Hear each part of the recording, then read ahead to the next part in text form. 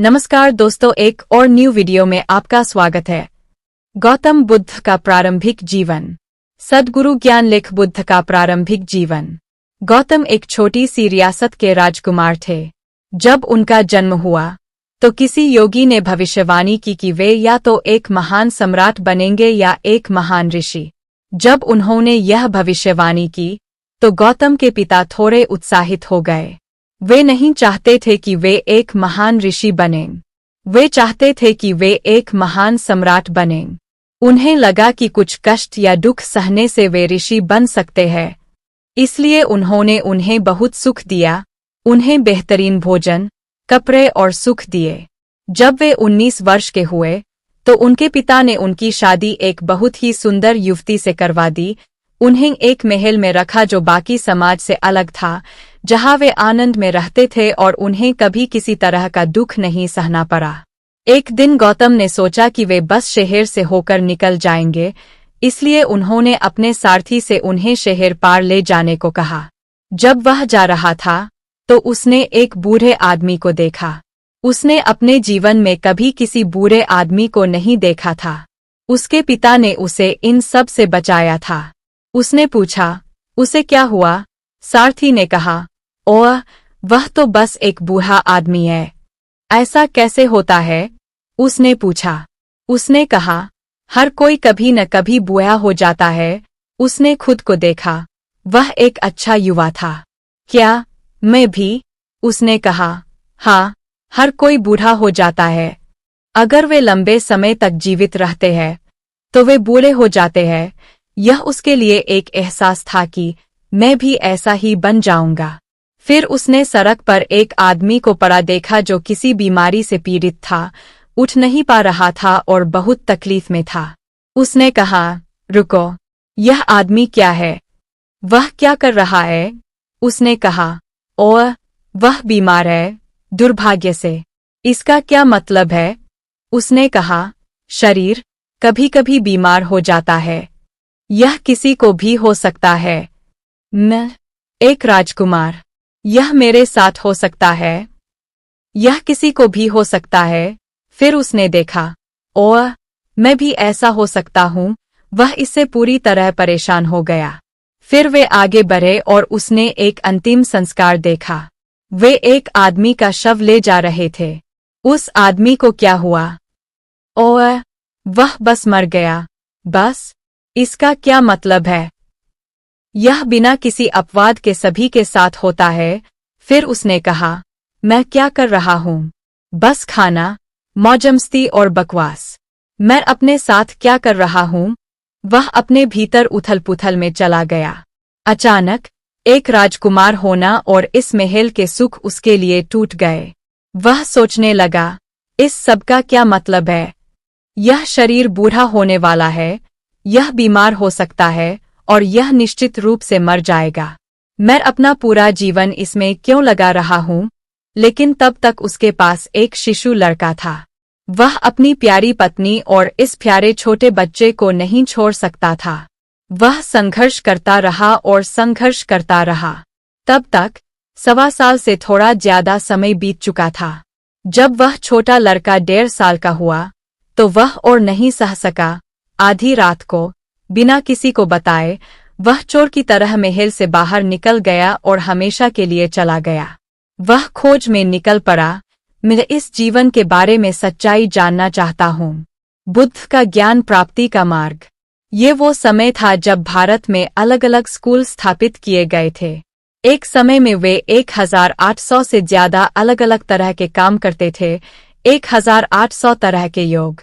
यह वैसा ही है जैसा आज चिकित्सा विज्ञान बन रहा है। 25 साल पहले अगर आपको मेडिकल चेकअप करवाना होता था तो आपको बस अपने पारिवारिक डॉक्टर की जरूरत होती थी। आज आपके शरीर के हर हिस्से के लिए एक डॉक्टर मौजूद है। उसी तरह यौगिक प्रणाली के साथ भी ऐसा ही हुआ। लोगों ने कई तरह की छोटी छोटी चीजों में विशेषज्ञता हासिल करना शुरू कर दिया। जब विशेषज्ञता एक निश्चित सीमा को पार कर जाती है तो यह हास्यास्पद हो जाती है। योग के साथ भी ऐसा ही हुआ। यह उस सीमा को पार कर गया जहां योग की 1800 अलग अलग विशेषज्ञताएं हुईं।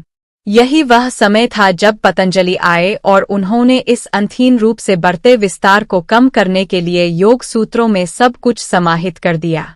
जब गौतम आए तो यह पतंजलि के बाद की बात थी, लेकिन फिर भी बहुत सी चीजें थीं। वह एक स्कूल से दूसरे स्कूल गए और उन्होंने समाधि के 8 अलग अलग रूपों का पालन किया।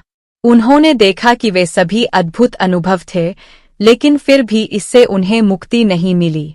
इस स्थिति में उन्होंने समाना के रूप में चलना शुरू कर दिया, जो एक निश्चित प्रणाली है, जिसमें उनका मूल अभ्यास यह है कि वे कभी भी भोजन नहीं मांगेंगे। वे भोजन की तलाश में नहीं जाते क्योंकि वे जीवित रहने की मूल प्रवृत्ति को हराना चाहते हैं। समाना लोग बस चलते रहते थे, कभी भोजन नहीं मांगते थे। लेकिन संस्कृति संवेदनशील थी। अगर वे किसी आध्यात्मिक व्यक्ति को चलते हुए देखते तो लोग घर पर खाना बनाते और उसके पीछे दौड़ते और जहां कहीं भी वह होता उसे खाना परोसते, क्योंकि वे जानते थे कि वह भोजन नहीं मांगेगा। अगर आज आप समाना बन जाते हैं तो आप खुद को मौत की ओर ले जाएंगे। उन दिनों लोग उनकी साधना के प्रति संवेदनशील थे और प्रतिक्रिया देते थे, इसलिए देश भर में हजारों समाना पैदल चलते थे। गौतम एक समाना बन गए। भले ही आप भोजन नहीं मांग रहे हों, आप किसी शहर के पास चल सकते हैं ताकि भोजन मिल जाए। लेकिन गौतम ने इसे बहुत गंभीरता से लिया और बस चलते रहे। वह सिर्फ हड्डियों और चमड़े की थैली बन गए। फिर वह एक जगह पर आया जहां निरंजना नाम की एक नदी थी। उसमें लगभग 18 से 20 इंच पानी था और उसने उसमें कदम रखा। नदी में आधे रास्ते तक पहुंचने पर उसके पास नदी पार करने की शक्ति नहीं थी। वहां एक सूखी शाखा थी और उसने उसे पकड़ रखा था। उसके पास अगला कदम उठाने की शक्ति नहीं थी, लेकिन वह ऐसा व्यक्ति नहीं था जो उसे छोड़ दे। उसने उसे पकड़ रखा था। हमें नहीं पता कि यह कितनी देर तक था, शायद 2 मिनट। जब आप इतने कमजोर महसूस कर रहे हों तो वे 2 मिनट कई सालों की तरह लग सकते हैं। फिर जैसे जैसे वह लटका रहा, उसे एहसास हुआ, मैं किस चीज के लिए प्रयास कर रहा हूँ, मैं पूरे देश में किस लिए भटक रहा हूँ। स्कूल जा रहा हूँ, यह सीख रहा हूँ, वह सीख रहा हूँ, मैं क्या ढूंढ रहा हूँ। फिर उसे एहसास हुआ, वास्तव में कुछ भी नहीं है, यह जीवन जारी है। मुझे बस उन बाधाओं को दूर करना है जो मुझे इसका अनुभव करने नहीं दे रही है। गौतम बुद्ध कैसे बने? जब उसे एहसास हुआ कि सब कुछ उसके भीतर है और खोजने के लिए कहीं नहीं है, तो अचानक उसके अंदर अगला कदम और अगला कदम उठाने की ऊर्जा आ गई। वह नदी पार कर गया और उस अब बहुत प्रसिद्ध बोधि वृक्ष के नीचे बैठ गया। यह पूर्णिमा की रात थी। वह इस दृढ़ संकल्प के साथ वहां बैठा था, या तो मुझे अपने अस्तित्व की परम प्रकृति को अभी देखना चाहिए, या मैं यहाँ बैठकर मर जाऊंगा। जब तक मैं यह नहीं जान लेता, मैं अपनी आंखें नहीं खोलूंगा। एक बार उन्होंने यह संकल्प कर लिया कि अपने भीतर क्या है, यह जानना एक पल में हो सकता है। जब उन्होंने देखा कि आत्म साक्षात्कार के लिए आपको कुछ खास करने की जरूरत नहीं है, तो वे पूरी तरह से प्रबुद्ध हो गए। और चांद चमक रहा था। उन्होंने कई सालों से ठीक से खाना नहीं खाया था। वे 4 साल तक समाना रहे और उन्होंने 5 शिष्यों को इकट्ठा किया। इन लोगों ने सोचा, वे असली है, क्योंकि वे खाते नहीं हैं, वे वास्तव में कठोर है। और अब उन्होंने देखा कि वे किसी अति उत्साही अवस्था में है और वे उनके चेहरे पर चमक देख सकते हैं।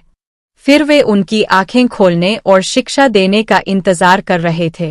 उन्होंने अपनी आंखें खोलीं, उनकी ओर देखा, मुस्कुराए और कहा, कुछ पकाओ, चलो खाते हैं।